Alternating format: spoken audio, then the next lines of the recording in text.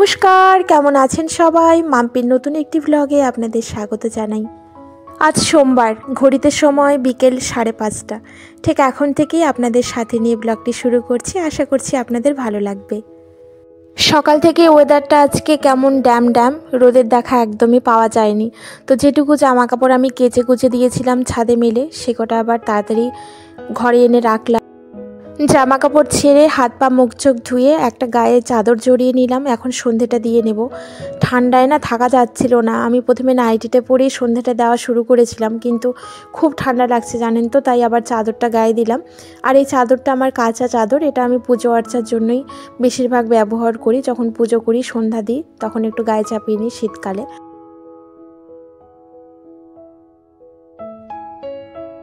চলুন প্রদীপ দিয়ে সন্ধ্যা আরতিটা সেরে নিই। আর এই যে আমার রাধা মাধবকেও আমি না একটু ঢাকা দিয়ে দিয়েছি চাদর। ঠান্ডা তো, তাই মনে হয় যে আমার তো ঠাকুর দেবতারও ঠান্ডা লাগে। আর গোপাল সোনাকে একটা নতুন সোয়েটার কালকে পরিয়ে দিয়েছি। সাদা কালারের একটা সোয়েটার পরিয়েছিল, আপনারা দেখেছেন এর আগে যারা আমার ব্লগ দেখেন। তো ওটাকে চেঞ্জ করে এখন আবার হলুদ কালারের একটা সোয়েটার পরিয়ে দিয়েছি। আর গোপাল সোনার এই সোয়েটারটা নেওয়াই ছিল। চলুন এবার একটু ভক্তি করে নিই রাধা মাধবকে। তো এই যে আমার প্রণাম করা হয়ে গেল। আর এই যে জামা কাপড় কয়েকটা কোনো মতো শুকিয়েছে আর কি। দুদিন থেকে তেমন রোদের দেখা নেই, তো জামা কাপড় শুকোচ্ছেই না। ওই বাইরে দিয়ে বাতাসে যেটুকু আর কি ড্রাই হওয়ার সেটাই হয়ে যাচ্ছে। তো এই যে দুটো তিনটে জামা কাপড় শুকিয়েছে, বাকিগুলো সব ভিজা। আমি আবার স্ট্যান্ডটার মধ্যে মেলে দিয়েছি। তো এই কটা ভাঁজ করে নিলাম। এবার এ কটাকে রেখে তারপরে আজকে অন্য প্ল্যান আছে। আগে একটু চা খাবো। চা খেয়ে আজকে আবার বর ছেলে দুজনেই প্ল্যান করেছে কি যে ছাদের উপরে কাঠের জালে মাংস আর ভাত রান্না করে খাওয়া হবে। ওই বলতে পারেন তিনজনে মিলে একটু ছোটোখাটো পিকনিকের মতো। তো আমার খুব একটা ইচ্ছে করছিল না। আজকে যে পরিমাণে ঠান্ডা, আর বাইরে না খুব ঠান্ডা, ছাদের উপরে এত ঠান্ডা। আর আমার বাড়িটা যেহেতু একটু ফাঁকা জায়গায়, হাওয়া যেন প্রচুর পরিমাণে। তো তার আগে এই যে বিকেলবেলা হাত পা মুখ চোখ ধুয়েছি, স্কিনটা পুরো টানছে। আমি গায়ে একটু বডি লোশন অ্যাপ্লাই করে নিব, ঘাড়ে গলায়। আর আমি এখানে এভার ইউথের একটা রোজ ফ্লেভারের বডি লোশন ইউজ করছি। এভার ইউথের কিন্তু বডি লোশনগুলো ভীষণ ভালো, আপনারাও ব্যবহার করে দেখতে পারেন। আমার তো ভীষণ ভালো লাগে, মানে ডিপ একদম ময়েশ্চারাইজার যেটাকে বলে, স্কিন একদম টান টান করে না, বেশ ভালো ময়েশ্চার থাকে অনেকক্ষণ অবধি। তো নিচের ঘরে এসে এক কাপ চা বানিয়ে নিয়েছি। আর আমার হাজব্যান্ড আর গোলু দুজনে চা খাওয়া হয়ে গেছে। ওরা গিয়েছে ছাদের উপরে গিয়ে ওপরে না আমি বললাম যে একটা ত্রিপলের মতো টানিয়ে দাও, তো সেটাই টানাতে গেছে। আর আমি এখন তাড়াতাড়ি করে চাটা খেয়ে নিই।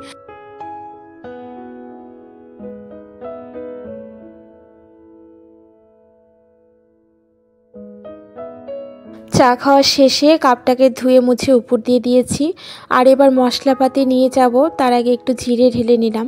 জিরেটা না আমার খুব একটা বেশি নেই আর কি, অল্পই রয়েছে। আর লাগবে, আমি চিকেনে দেবো।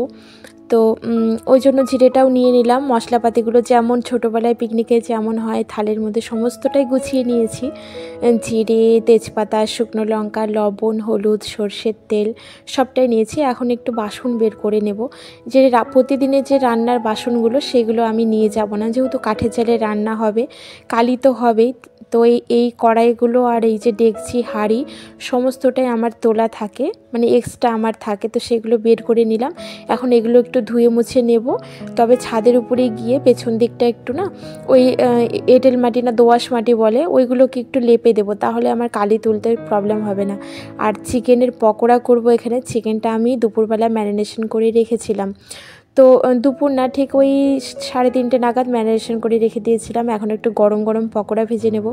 আর উনুনটা তো ধরিয়ে দিয়েছি, এত সুন্দর জ্বলছে, খুব আরাম লাগছিল জানেন তো। ভেবেছিলাম যে খুব ঠান্ডা হবে, তবে এই উনানের পাড়ে বসে যে রান্নাটা করছি এতে পুরো গাটা গরম হয়েছিল, ভীষণ ভালো লাগছিল, একটা অন্য রকম ফিলিংস হচ্ছিল। আর আমার তো কাঠের জালে রান্না খেতে খুব ভালো লাগে জানেন তো। তো আপনাদের কার কার ভালো লাগে এরকম কাঠের জালের রান্না খেতে, আমাকে কমেন্ট বক্সে জানাবেন। তো চলুন একে একে পকোড়াগুলো ছেড়ে দিল আমার হাজব্যান্ড। আমি বললাম ছেড়ে দাও। আর আমি এখন উল্টে পাল্টে ভালো করে কড়া করে মুচমুচে করে ভেজে নেব। তারপর আগে পকোড়াটা খাবো, রান্নাবাড়ি পরে করব। ততক্ষণে উনুনটাকে একটু অফ রাখবো। তো চলুন পকোড়াগুলো ভেজে তুলি।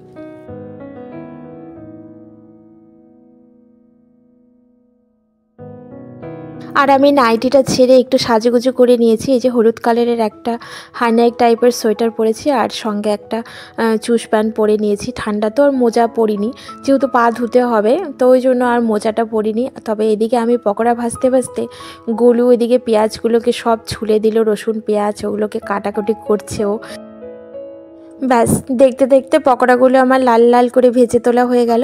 তবে আমি না কর্নফ্লাওয়ারটা দিতে একদম ভুলে গেছিলাম, ওই জন্য একটু ছিঁড়ে ছিঁড়ে গেছে, তবে ব্যাপক টেস্টি হয়েছিল। তো পকোড়া ভেজে তুলে বাইরের দিকের ভিউটা আপনাদের একবার দেখালাম। দেখুন কি সুন্দর আর কি অপূর্ব লাগছে, চারিদিকে আলো আলো আর আলো, ভীষণ মিষ্টি লাগছিল দেখতে। মনে হচ্ছিল যে মানে কি বলবো, অসাধারণ একটা ভিউ। তবে কুয়াশা এখনও পুরোপুরি চাকিয়ে পড়েনি, মনে হয় পড়বে ধীরে ধীরে। তো চলুন গরম গরম পকোড়াটা খেয়ে নিই। এই যে পকোড়া, গোলু তো ততক্ষণে অনেকগুলো ছটাপট করে খেয়েই নিল। তো আমি খুব একটা বেশি খাবো না, কারণ আমি মুখটাতে দিয়ে তো খেতে পারবো, কিন্তু পেটটা দিয়ে আমি পুরোপুরি হজম করতে পারবো না। তো 4-5টা খেয়েছি আর অপূর্ব টেস্ট হয়েছে জানেন। এভাবে পকোড়া করলে ভারী টেস্টি হয় খেতে। তো খাওয়া দাওয়া করে তারপরে আর কি একটু মজা করছিলাম তিনজনে মিলে। ভাবলাম একবার চা করে নিয়ে এসে খাই, তারপরে আবার ভাবলাম থাক আর খাবো না। তো এখন এই যে সমস্ত মশলাটা কষানো কমপ্লিট, ভাতটা সবার শেষে করব জানেন, কারণ ভাত ঠান্ডা হলে না গরম মাংস দিয়ে আর খেতে ভালো লাগবে না।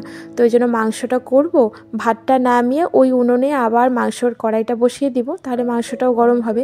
তো এখানে আমি সমস্ত মশলা কষানোর পরে দেশি চিকেনটা আমি ছেড়ে দিলাম, সঙ্গে গোটা গোটা রসুন আর আলুও দিয়েছি বড় বড় করে কেটে, মানে ভেজে তুলেছি পরে দিয়ে কষিয়ে। এই যে মাংসটা রান্না করা কমপ্লিট, আর এত লাল লাল ঝাল ঝাল টেস্টি মাংস হয়েছিল কি বলবো বন্ধু।